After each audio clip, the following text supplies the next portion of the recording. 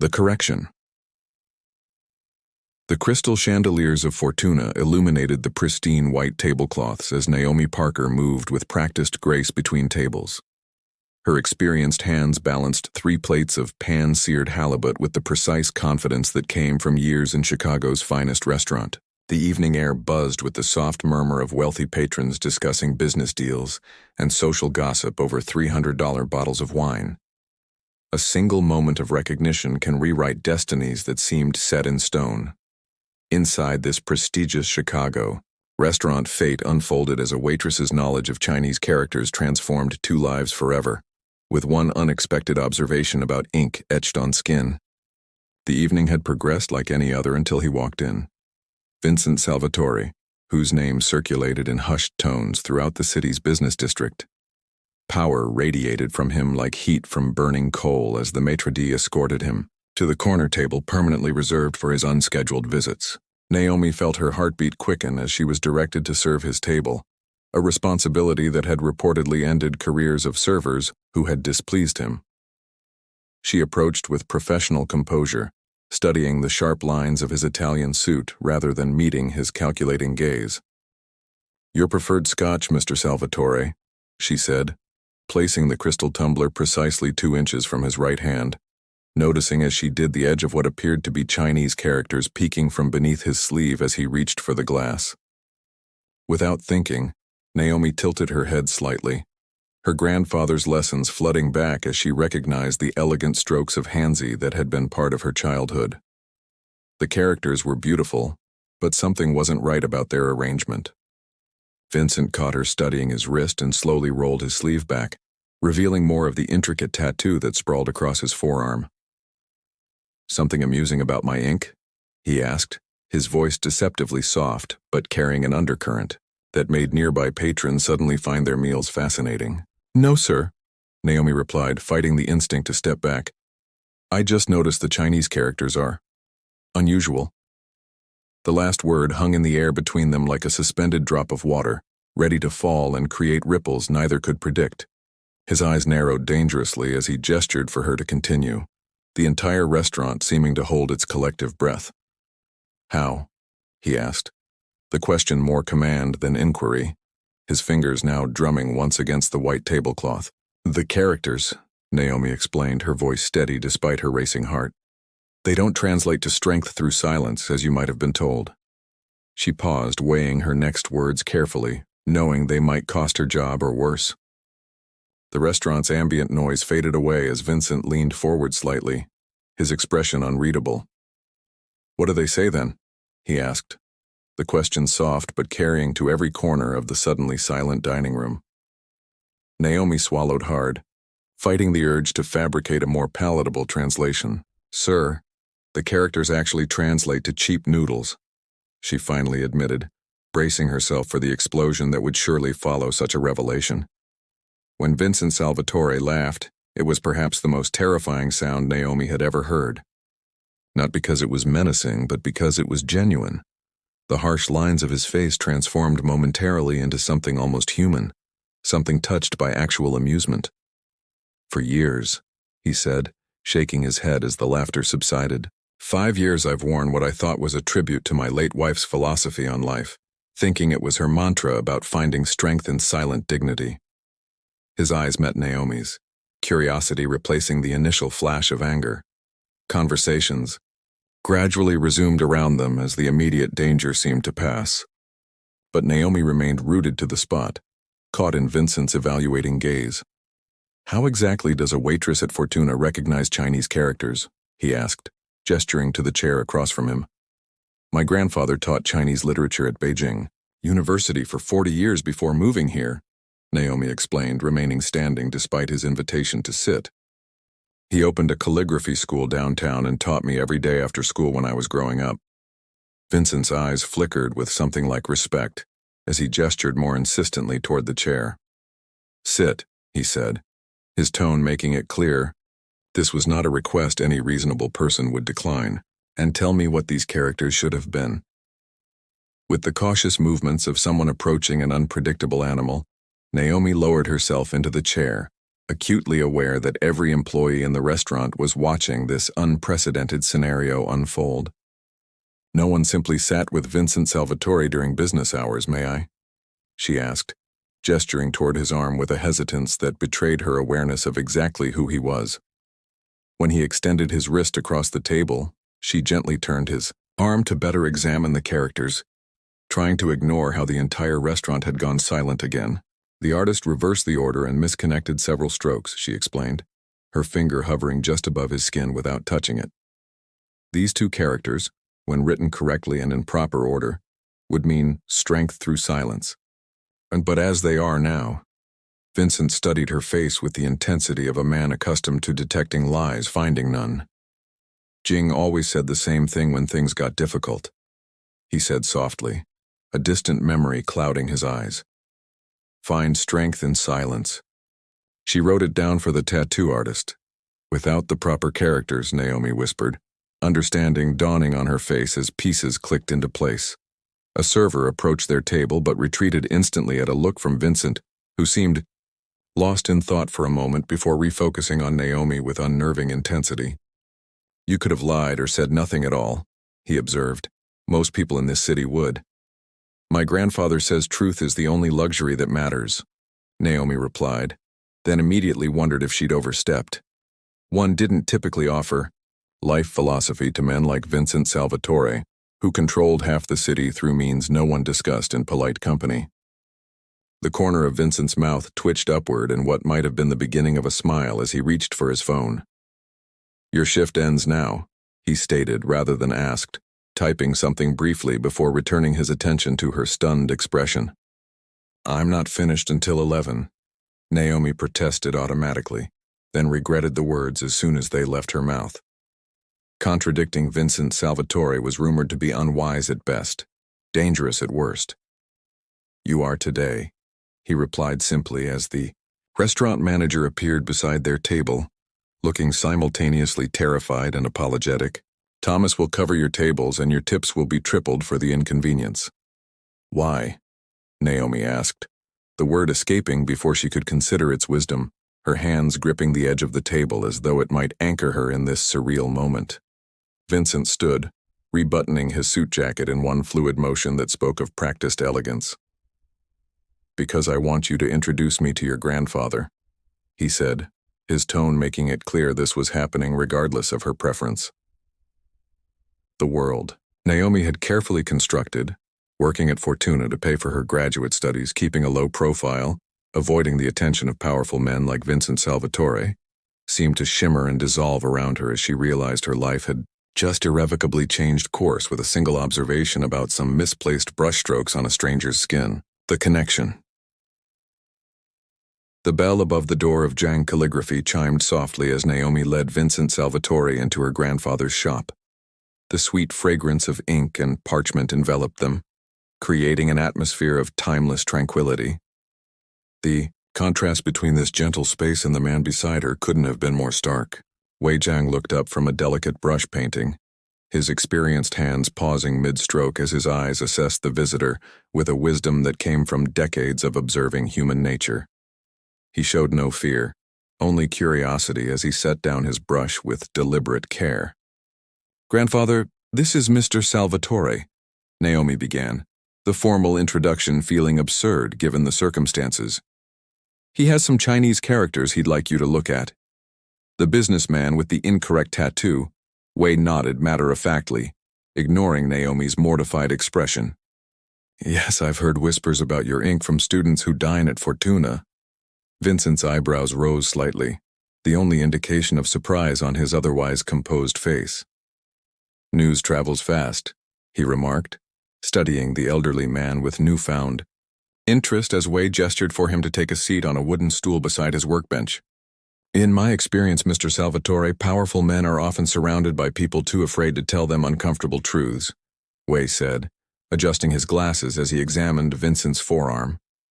"My granddaughter, fortunately, was not raised to prioritize comfort over honesty, a rare quality," Vincent acknowledged, watching as the elderly man traced the characters with a weathered finger. "One that seems to run in your family." Wei smiled, the expression transforming his face into a map of lived experience.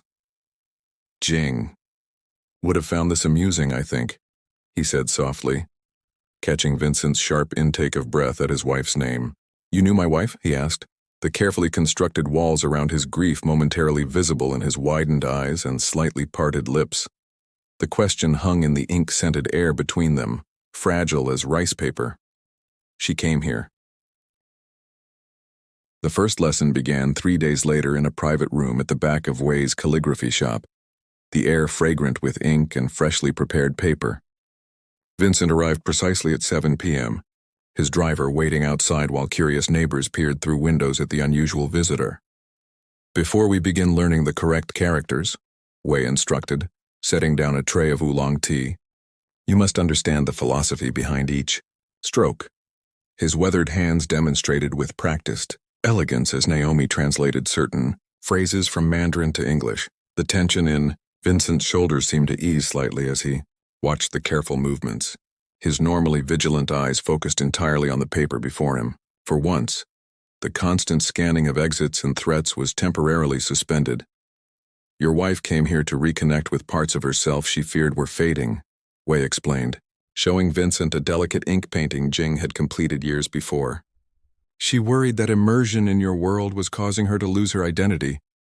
Vincent's brush halted mid-stroke, the sudden rigidity in his posture revealing how deeply the casual observation had struck. Jing never complained, he said simply, his voice carefully controlled despite the obvious emotional undercurrent. People who truly love rarely complain about their sacrifices, Wei replied with the wisdom of decades. They simply make them until the cost becomes too great to bear silently. The teacup in Vincent's hand trembled visibly, a microscopic display of emotion that he quickly controlled by setting it down with deliberate precision. His world was built on unwavering strength. This moment of vulnerability seemed to unnerve him more than any business threat ever had. Through the shop window, Naomi could see 2 black-suited men standing beside Vincent's car, their vigilant posture a constant reminder of the violence that shadowed his every movement. Their presence created an invisible barrier between the warmth of the calligraphy shop and the dangerous reality waiting outside. Part 3. The transformation. 3 weeks of lessons passed, each session revealing more about Jing's hidden life. Vincent arrived each evening precisely at 7, his customary bodyguards taking positions outside while he immersed himself in the art of calligraphy. Under Wei's patient instruction, Naomi found herself increasingly fascinated by the transformation that occurred when Vincent crossed the threshold into her grandfather's shop. Outside, he was the feared businessman whose reputation made hardened criminals step aside. Inside, surrounded by scrolls and inkstones, he became a dedicated student, his focus absolute, his questions revealing a thoughtfulness that contradicted everything she'd heard about him. The character for strength requires balance, Wei explained one evening, demonstrating the precise pressure needed. Too much force creates harshness, too little creates weakness. The perfect stroke lies in finding the middle path. Vincent nodded, his usual sharp expression softened in concentration. Balance has never been my strength, he admitted, attempting to replicate the character. In my world, you show either maximum force or nothing at all. And how has that philosophy served your inner peace? Wei asked, making a minor correction to Vincent's brush angle. The question hung in the air, unanswered but clearly resonating as Vincent completed the character with surprising delicacy, for hands that Naomi suspected had ordered unspeakable things. Later that evening, as Vincent practiced alone in the corner, Wei pulled Naomi aside. Be careful with your heart. Granddaughter, he whispered, his eyes concerned. He stands with one foot in our world and one in darkness. Even he doesn't yet know which path he will ultimately choose. Naomi felt her cheeks flush. My heart has nothing to do with this, she protested, though the words felt hollow even to herself. She had begun to look forward to their evening sessions, to the rare moments when Vincent would reveal fragments of vulnerability between careful brushstrokes. Her grandfather merely smiled knowingly before returning to his student. The fragile peace was shattered the following Tuesday. Naomi arrived at the shop to find the front window cracked, a single spiderweb fracture marring the glass. Inside, her grandfather sat calmly at his workbench, though his complexion seemed paler than usual. What happened? she demanded, rushing to his side. A misunderstanding, Wei replied, his voice steady despite the tension evident in his posture. Two gentlemen visited this morning with a message about appropriate protection fees for businesses in this district. Naomi felt ice form in her stomach. The Donovan organization, she whispered. Everyone in Chicago knew about the Irish faction that controlled this part of the city. Everyone except her grandfather, who concerned himself more with Tang Dynasty poetry than territorial disputes between criminal enterprises. I explained I had no interest in their protection, Wei continued, selecting a brush with measured movements. They became insistent. The window was their way of ensuring I understood the seriousness of their offer. We have to call the police, Naomi said, reaching for her phone. Wei's hand gently covered hers. The police do not involve themselves in matters between organizations, child. You know this. Then we'll tell Vincent, she said without thinking. She stopped herself, suddenly horrified by the implication of what she'd been about to suggest. That she would ask one criminal to protect them from another. That violence was the answer she'd instinctively reached for. Her grandfather's eyes held no judgment, only sadness. And what would that solve except to replace one form of control with another? Before she could respond, the shop door opened, and Vincent stepped inside earlier than his usual appointment.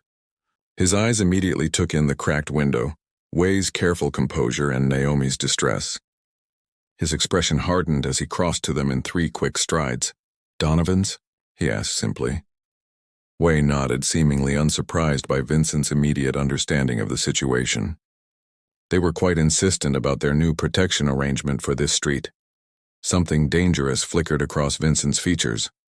He pulled out his phone, fingers hovering over the screen. One call, he said, his voice unnervingly calm. One call and they never bother you again. Their operations in this neighborhood end tonight. Naomi recognized the moment for what it was, a precipice. Vincent was offering what he knew best, decisive, likely violent retribution. The solution of a man who had built an empire on fear and power. What would Jing want? We asked quietly, the question cutting through the tension like a perfect brushstroke across blank paper. Vincent's hand froze over his phone. For a moment, the only sound in the shop was the distant ticking of the ancient clock in the corner. She would want... Vincent began, then stopped, conflict evident in his eyes. She would want balance, he finally said, the word carrying new meaning after weeks of calligraphy lessons. He put his phone away and instead sat down at Wei's workbench. Show me again the character for negotiation, he said, selecting a brush. I believe I need to practice it before my meeting with Sean Donovan tomorrow. Wei's eyebrows rose slightly, but he nodded, preparing an inkstone. The key to this character is that it combines elements of both listening and speaking. Neither can overpower the other. As Vincent practiced the character repeatedly, his movements becoming more fluid with each attempt, Naomi realized she was witnessing something extraordinary. A man considering a completely different approach to conflict than the one that had defined his life. The challenge. The following evening, Naomi paced anxiously in the back room of the calligraphy shop. Vincent had missed his regular lesson, the first absence in nearly a month of daily sessions. Her grandfather maintained his usual calm, focusing on a particularly intricate scroll commission as if nothing was amiss. How can you be so composed? She finally demanded. We don't know what happened at that meeting. He could be... She couldn't bring herself to complete the thought. Wei looked up, his expression serene. Vincent Salvatore has navigated dangerous waters his entire adult life, he reminded her. And Sean Donovan, for all his brutish methods, is a businessman at heart. Have faith in the character Vincent has been developing, both on paper and within himself. The shop bell chimed, interrupting their conversation. Naomi hurried to the front, her heart leaping at the prospect of Vincent's arrival, only to find herself face to face with a stranger, a broad-shouldered man with auburn hair and a neatly trimmed beard, flanked by 2 associates whose bulging jackets poorly concealed their weapons. Sean Donovan. The man introduced himself with an Irish lilt. I understand this establishment has become quite popular with certain Italian businessmen. Naomi felt her mouth go dry. My grandfather is with a student, she managed, her voice steadier than she felt. Perhaps you could return tomorrow. Donovan's smile didn't reach his eyes. I believe your grandfather and I should have a conversation about neighborhood Arrangements. Mr. Salvatore and I had a rather fascinating discussion yesterday about territories and appropriate boundaries. The curtain to the back room parted and Way emerged, wiping ink from his hands with a cloth. "Mr. Donovan," he acknowledged with a slight bow. "I've been expecting you. Have you now?" Donovan raised an eyebrow, studying the elderly man with undisguised curiosity. "Tea?" we offered, gesturing toward his consultation area where a pot already steamed on the small table. To Naomi's surprise, Donovan nodded to his men, who, too. "I've decided to have the tattoo corrected," Vincent continued, running his fingers over the brushes in the box. "But I wanted to ask your advice on whether to completely replace it or to incorporate the mistake into a new design." The question caught her off guard. "Incorporate it? Your grandfather suggested that sometimes our mistakes can become part of a greater beauty if we acknowledge them rather than erase them." Vincent's eyes met hers directly. That transforming rather than destroying creates something with more depth and truth. Naomi felt the weight of his words, understanding he was speaking of more than just the tattoo. "I think Jing would appreciate the transformation," she said softly. "Honoring what came before while creating something truer." Vincent nodded, seeming satisfied with her answer. "I found something in Jing's personal items," he said after a moment. "A journal she kept during her visits to your grandfather's shop." He placed a small leather-bound book on the table. "She wrote about finding peace there that she couldn't find anywhere else in her life with me. About remembering who she was beyond being Mrs. Salvatore." The pain in his voice was subtle but unmistakable. "She also wrote about hoping to someday bridge her two worlds, to find a way to bring that peace into our home." His finger traced the edge of the journal. "I never gave her the chance." "But you're creating that chance now," Naomi observed gently. "Too late for her," Vincent replied, closing the calligraphy box. "But perhaps not too late for me." He pushed the box toward her. "Your grandfather commissioned this for you. Said you've been neglecting your own practice while translating for me." Touched by her grandfather's thoughtfulness, Naomi ran her fingers over the polished wood. "Thank you for delivering it." "I have a business proposition for you," Vincent said, his tone shifting slightly. "I need someone who understands both worlds, the elegance of Fortuna and the wisdom of your grandfather's shop. Someone who speaks the language of both places and can help me continue this transformation." Naomi felt her pulse quicken. "What exactly are you proposing?" "A cultural consultancy position. Officially, you would help my organization navigate international business etiquette and language barriers. Unofficially, you would continue what you started the night you corrected my tattoo, helping me see the truth I've been missing." The restaurant continued its evening choreography around them. Servers and patrons engaged in their usual dance, unaware of the extraordinary conversation unfolding in the corner. "You're offering me a job," Naomi clarified, still processing his words. "I'm offering you a partnership in creating something new," Vincent corrected. The meeting with Donovan was just the beginning. Chicago has operated under the old ways for too long. All force and no balance, all power and no wisdom. Naomi studied him carefully, searching for any hint of manipulation or hidden agenda. Instead, she found only openness, a quality she never would have associated with Vincent Salvatore before. "I'll need to finish my master's degree," she said finally. "And I won't be involved in anything illegal." Vincent smiled, a genuine expression that transformed his face. "I wouldn't dream of interfering with your education. As for illegality, let's just say certain business interests are currently undergoing significant restructuring toward legitimacy." As they discussed details of the arrangement, Naomi realized that the mistranslated tattoo, that simple, almost comedic error, had created ripples that were reshaping not just Vincent's life but potentially the entire power structure of Chicago. All because she had chosen honesty over fear that night at his table. "Your grandfather said something that stayed with me," Vincent remarked as their conversation concluded. "That the most powerful stroke in calligraphy is often the one that appears the lightest on the page, the one made with perfect balance rather than force." Naomi nodded, understanding the philosophy behind the observation. "Balance requires constant adjustment, constant awareness," she reminded him. "It's harder to maintain than simply applying force." "I'm finding that out," Vincent admitted, rolling down his sleeve to cover the tattoo that would soon be transformed. But some things are worth the effort. As Naomi left the restaurant that evening, calligraphy box in hand, she reflected on how a single moment of truth had set in motion changes no one could have predicted. The correction of a simple mistranslation had somehow begun to correct something much larger, a life built on imbalance slowly finding its center, stroke by careful stroke.